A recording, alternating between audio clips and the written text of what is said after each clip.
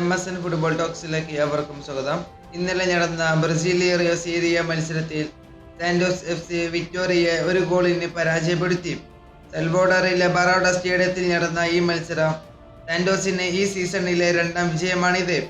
18ാം മിനിറ്റിൽ ഗിൽഹർമയുടെ ഗോൾ വിജയത്തിന് നിർണായകമായി.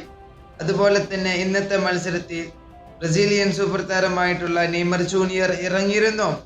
മത്സരത്തിൽ വിക്ടോറിയയ്ക്ക് 58% ബോൾ പൊസിഷൻ ഉണ്ടായിരുന്നു.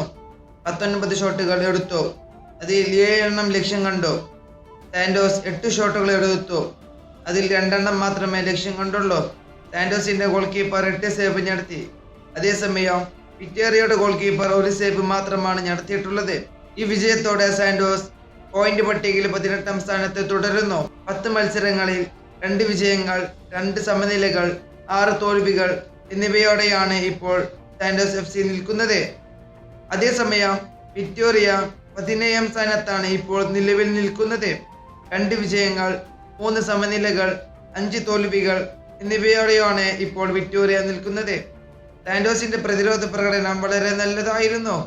അവരുടെ ഗോൾ കീപ്പർ അടക്കം നല്ല മികച്ച പ്രകടനമാണ് ഇന്ന് കാഴ്ചവെച്ചിട്ടുള്ളത്. വിക്ടോറിയയുടെ ആക്രമണ ശ്രമങ്ങൾ ഫലപ്രദമാകാതെ പോയത് അവരുടെ ഫിനിഷിംഗിന്റെ കുറവ് മാത്രമായിരുന്നു.